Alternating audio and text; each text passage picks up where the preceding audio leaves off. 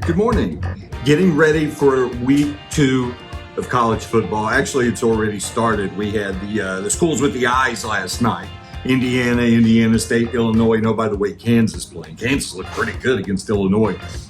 But today, the meat of the schedule, week 2. And it's a pretty good schedule, all things considered, for week 2. Yeah, we've still got those mismatches, those out-of-conference games where you'll have a P5 playing a G5 or a P5 still playing FCS, and that's fine. That's fine. It is what it is. We know the conference schedule, the real heart of the college football season is still to come. But there are enough games today to really get our attention, and lots of storylines, only 2 games featuring ranked opponents, Alabama versus Texas, and then Tulane versus Ole Miss. Both those games have just so much intrigue around them, and we'll talk about those in a second.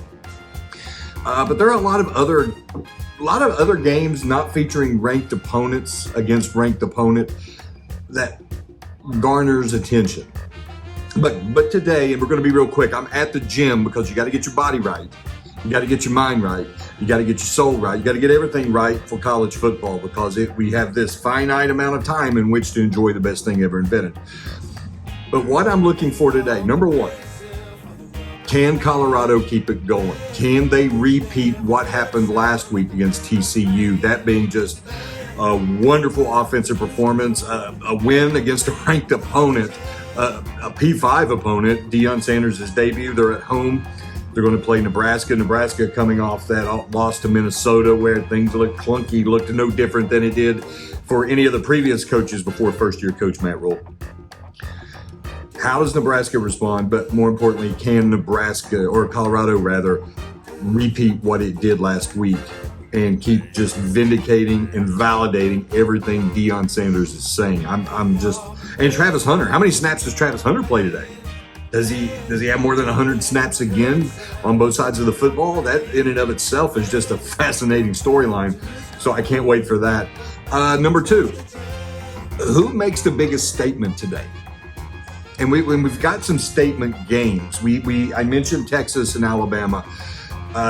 Is Texas back? I hate saying that, but it's something that we feel obligated. We must say each and every season. Is Texas back? Will they prove during this trip to Tuscaloosa that Texas is a player? That Steve Sarkisian has got the Longhorns not only going in the right direction, but maybe already there?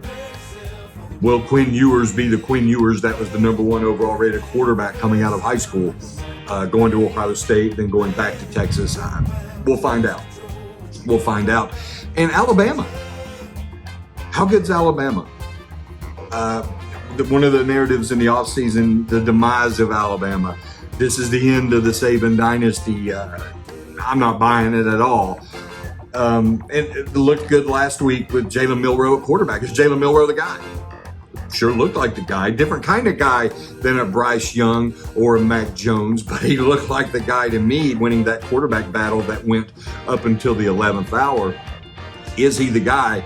We'll find out today in Tuscaloosa. Also this, who makes a bigger statement down in Coral Gables? Will it be A&M or will it be Miami? Both teams coming off of really disappointing seasons. A season in which you could say Jimbo Fisher actually put on the hot seat no matter what the terms of his contract and his buyout might be.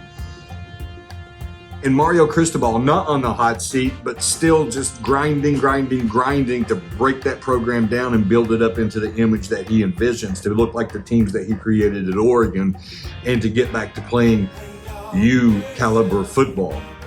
Who makes a bigger statement today? And of course, we get to keep watching that storyline, that soap opera of the offense at A&M.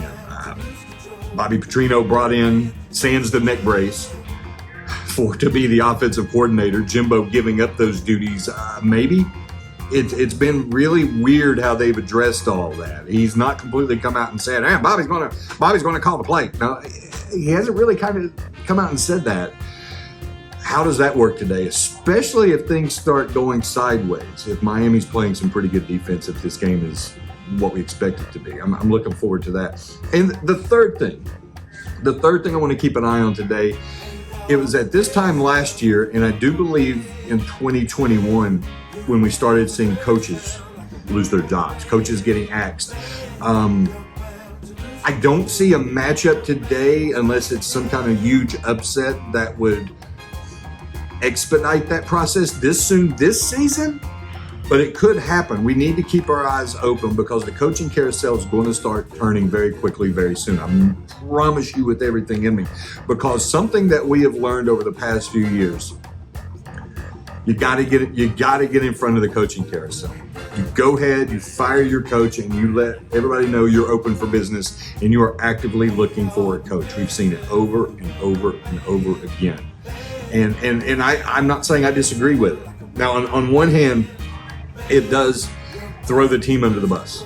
That group of seniors, it tells you that they're giving up on your season after 2 weeks. I think that is incredibly unfair, but that's the way the game is now. The whole business of college athletics, totally unfair.